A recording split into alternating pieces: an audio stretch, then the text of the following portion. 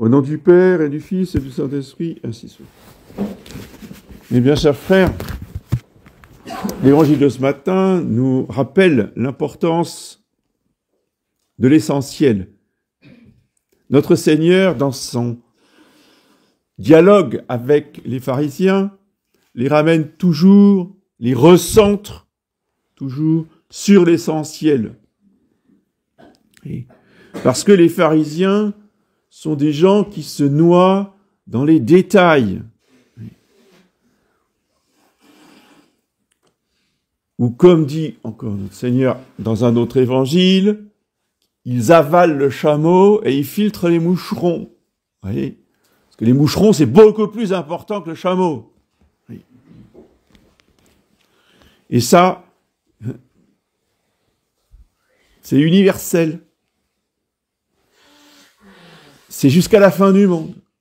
Et on aura toujours des pharisiens jusqu'à la fin du monde. Vous voyez ? Qui pinaillent sur tous les détails, mais qui peuvent très bien avaler les chameaux sans aucun problème.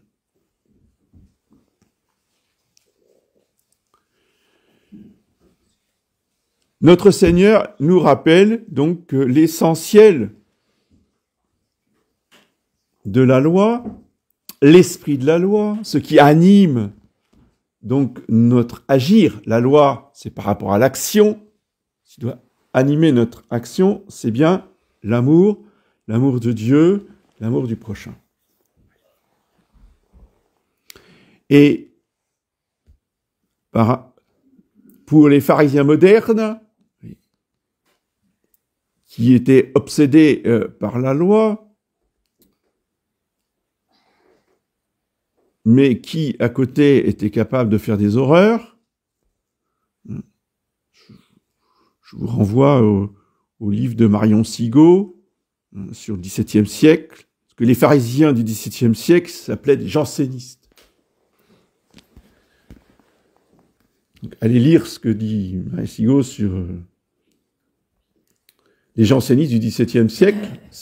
On n'a rien à leur envier. C'est-à-dire c'est exactement la même chose qu'aujourd'hui, sauf qu'ils n'avaient pas la technologie moderne. Donc, dans cet univers-là, tous les catholiques ne pratiquaient pas les horreurs des jansénistes.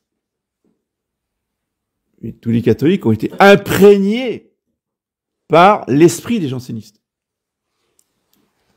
C'était une ambiance générale. Et face à cela, eh bien, notre Seigneur est apparu à Sainte Marguerite Marie, à la Coque, qui était une religieuse de la Visitation de Paray-le-Monial.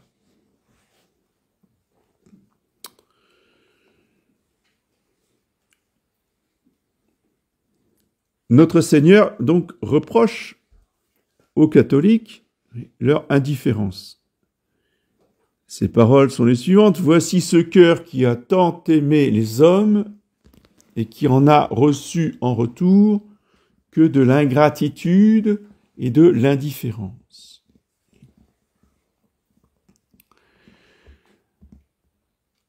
Notre Seigneur suppliait donc les catholiques de réchauffer leur cœur à son amour divin, de retrouver, en fait, le sens profond de la vie humaine, tout simplement. Le pharisien, concrètement, est déshumanisé. C'est une espèce de machine froide.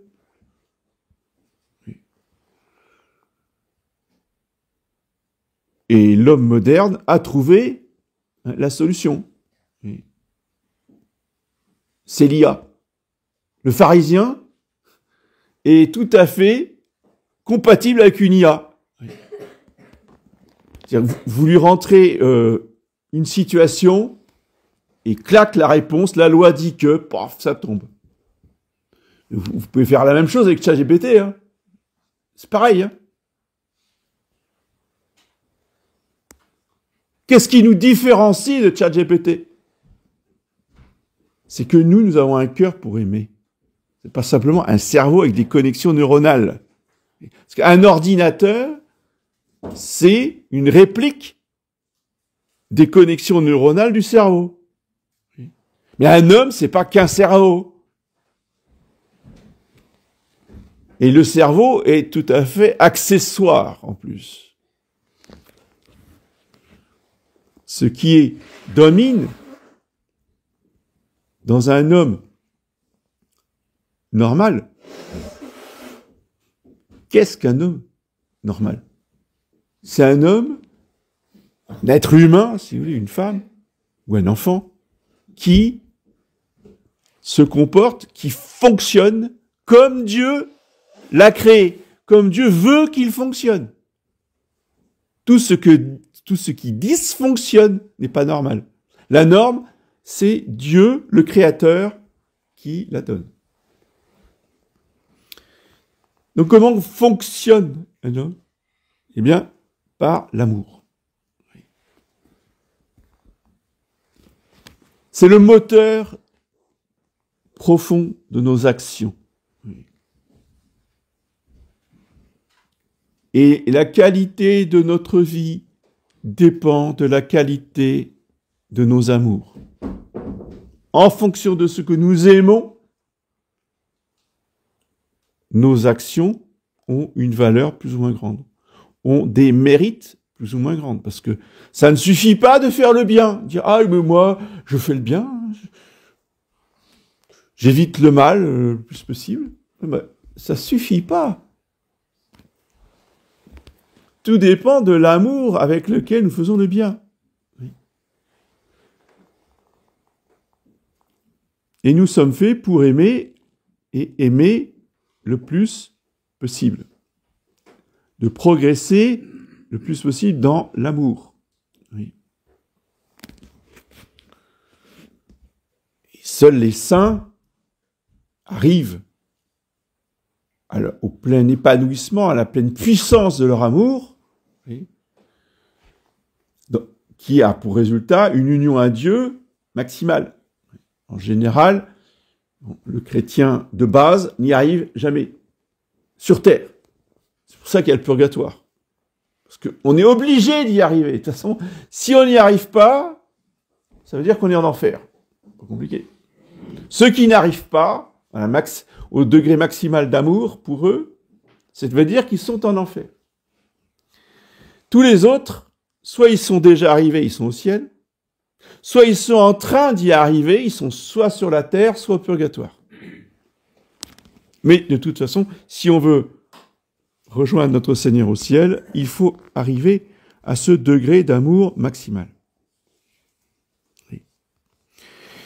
Et cette semaine, nous avons fêté, le jour même du premier vendredi du mois, consacré au Sacré-Cœur de Jésus, la fête de Sainte Thérèse, justement, qui est la grande apôtre du XXe siècle, qui nous rappelle, justement, l'amour miséricordieux du Sacré-Cœur de Jésus. Oui. Elle est venue rappeler aux catholiques du XXe siècle le message du Sacré-Cœur de Jésus au XVIIe.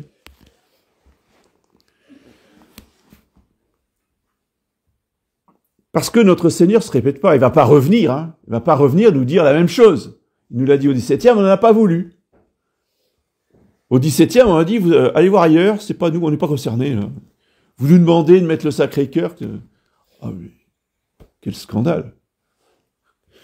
J'ai eu en direct, mes chers frères, le discours.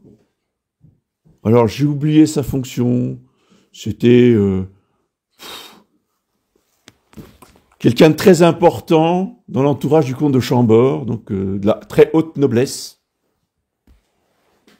qui était dans mon prieuré où j'étais avant, et qui m'a expliqué de façon très solennelle, avec un langage très châtié. Comprenez, monsieur l'abbé, cette demande du Sacré-Cœur, ça n'a pas de sens. Dans l'héraldique française, on n'a jamais vu ce Sacré-Cœur au milieu des armes nobles. Ah bah oui, excusez-moi, monsieur, effectivement. Donc ça, c'est un monsieur qui me parlait au XXe siècle. Donc vous imaginez les nobles du XVIIe. Qu'est-ce qui vient nous demander de faire une hérésie héraldique? Scandale!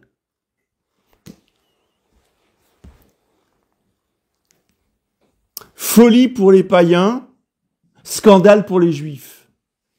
C'était pas des juifs, enfin ils avaient l'esprit pharisien. Oui. Qu'est-ce qu'il vient nous demander là? Il vient oser bousculer nos règles héraldiques. Oui. Ce sera la même chose pour le grand monarque. Sacré-Cœur va nous proposer quelqu'un, mais il sort d'où celui-là? De tel endroit. Il peut sortir quelque chose de bon de cette ville-là? Jésus de Nazareth? C'est quoi ce plouc? Non mais c'est ça, hein. Faut traduire. Hein. Quand les pharisiens disent « il ne peut rien sortir de bon de Nazareth », c'est-à-dire que ces gens-là, ce sont des gens de rien.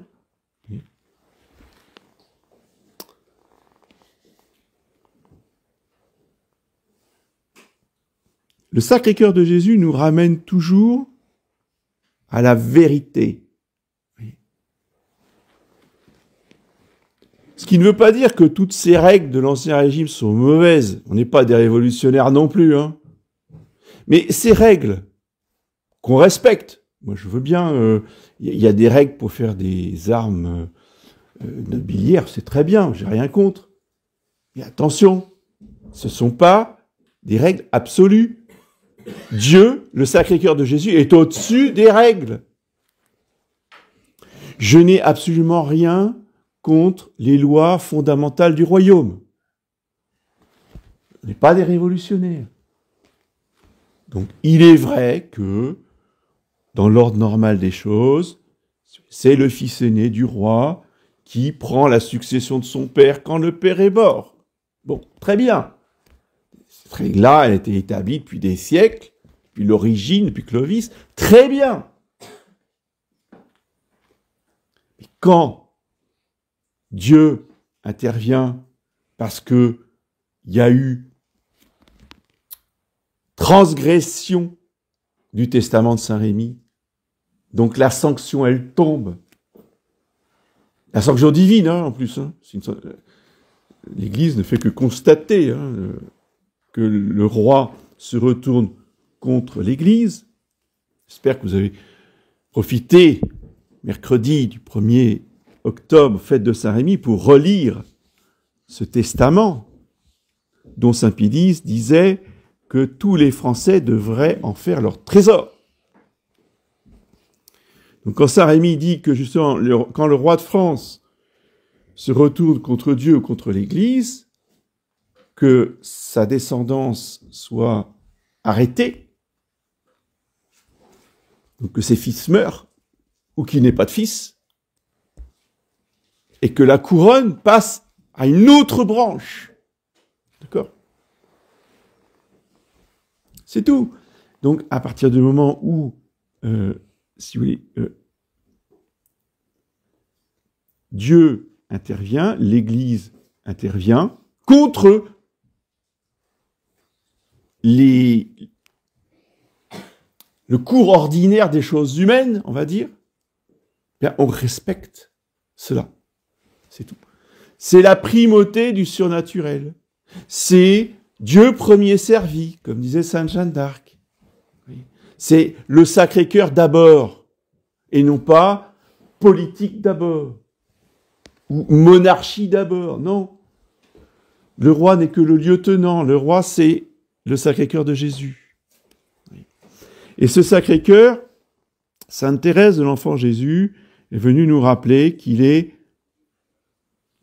l'amour infini et miséricordieux, dans lequel nous devons avoir une confiance aveugle et sans borne, et nous devons répondre à l'amour par l'amour. Et aimer, nous dit-elle, c'est tout donner.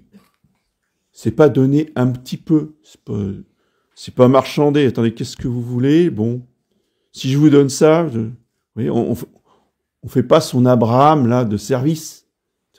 Ah ouais, mais s'il y a 10 justes, est-ce que vous allez détruire Nini ou Sodome? 10 justes, non? Non, bah alors, 5 justes. Allez, 5 justes. Oui. Ça, c'est un esprit que Abraham avait, si vous voulez, parce que bon, bah, c'est le père quand même de ces gens-là. Hein. Et la nature, c'est la nature. Mais c'est pas pour ça qu'il faut l'imiter. Tous les saints ne doivent pas être imités dans tout ce qu'ils font. Oui. Il y a des défauts chez les saints qu'on ne doit pas imiter. Le seul qu'on peut toujours imiter, c'est notre Seigneur Jésus-Christ. Oui. Mais s'il y a une chose qu'il ne faut pas imiter chez Abraham, c'est cet esprit de marchandage. Oui. Si je vous donne ça, vous me donnez quoi? Oui. Non. Sainte Thérèse nous a justement appris la générosité totale, donner sans compter. Oui. Sans calculer.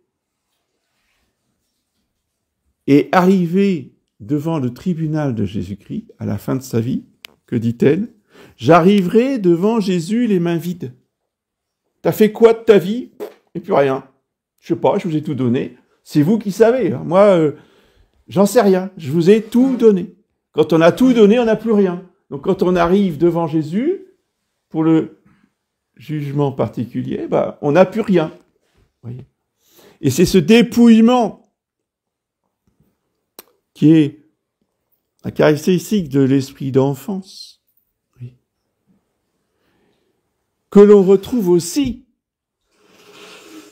d'accord, dans sa radicalité, mais l'important c'est l'esprit dans lequel il a fait les choses et qui nous a montré l'exemple de saint François d'Assise. La pauvreté de saint François d'Assise, c'est pas simplement la pauvreté matérielle. Ce n'est pas simplement, si vous voulez, vivre avec très peu de choses. C'est surtout la pauvreté spirituelle qui va de pair avec l'humilité de saint François. Oui.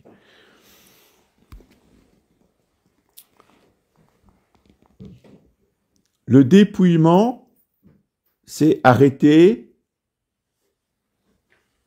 de capitaliser. Parce que si vous allez par là, vous pouvez faire tenir des comptes. Hein, vous écrivez sur votre cahier. Chaque jour, je fais combien de chapelets? Combien de chemins de croix? Combien d'oraisons jaculatoires? Je note. Puis après, je fais mon bilan mensuel. Après, il y a le bilan annuel. Combien de milliers de chapelets j'ai pu faire? Etc. Oui. Ça, c'est l'esprit d'apothicaire, vous voyez, ce qui est absolument détestable. C'est bien au début, quand on est petit, on est à la croisade eucharistique, eh bien, c'est important, si vous voulez, de prendre des bonnes habitudes. Je veux dire, à l'âge adulte, c'est insupportable. Par contre, il faut les faire, les chapelets, il faut les faire, les chemins de croix. Il n'y a pas de problème, il faut les faire, les prières. Mais on ne les compte pas. Aimer, c'est tout donner sans compter. Ça, c'est le secret de sainte Thérèse de l'Enfant Jésus.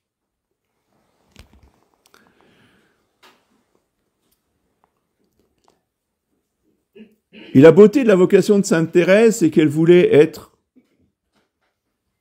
tout un tas de fonctions, avoir tout un tas de fonctions différentes et totalement contradictoires. Parce que elle aurait voulu être un prêtre, dommage, quand on est femme, c'est pas possible, mais elle voulait absolument être prêtre. Elle voulait aussi être soldat. Mais sauf que quand on est prêtre, on peut pas être soldat, et quand on est carmélite, on peut pas être soldat non plus. Donc c'était un problème pour elle. Elle rêvait d'être zouave pontificale, vous voyez, pour défendre le pape. Donc elle a trouvé la solution. Elle a dit, je veux être tout. Comment je peux être tout dans l'Église alors qu'on ne peut pas être tout? Ben, la solution, c'est que dans le cœur de l'Église, ma mère, je serai l'amour, et ainsi je serai tout. Voilà. Parce que celui qui aime, si vous voulez, eh bien, dépasse ce que peut faire un prêtre, ce que peut faire une religieuse, ce que peut faire un zouave pontifical, voyez.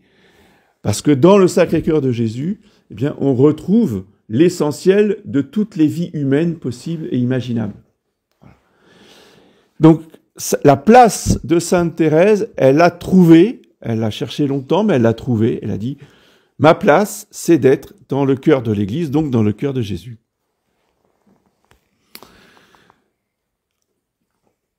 Évidemment, ce Sacré-Cœur, il est dans toute la vie, mais il culmine,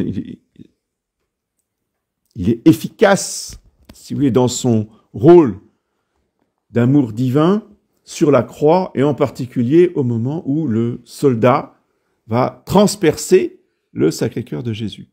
Oui. Donc là aussi, on retrouve saint François d'Assise, hein, ce culte de la passion et de la crucifixion de notre Seigneur pour la rémission de nos péchés. Donc maintenant, je dirais que dans nos spiritualités personnelles, je conseille plutôt aux femmes d'approfondir beaucoup Sainte Thérèse de l'Enfant Jésus et aux hommes d'approfondir plutôt saint François d'Assise. Parce que ce sont deux manières différentes d'aimer. C'est le même amour, encore une fois. Hein. L'amour, il n'y en a qu'un, c'est l'amour du Sacré-Cœur. Mais il s'exprime dans nos vies de façon différente. Et pour les hommes, eh bien, saint François d'Assise est un exemple masculin. Et sainte Thérèse de l'Enfant Jésus est, elle, un exemple féminin. Donc chacun, nous pouvons trouver pour nos vies personnelles, voyez, des exemples et des comportements inspirants, si vous voulez, dans chacune de ces deux vies.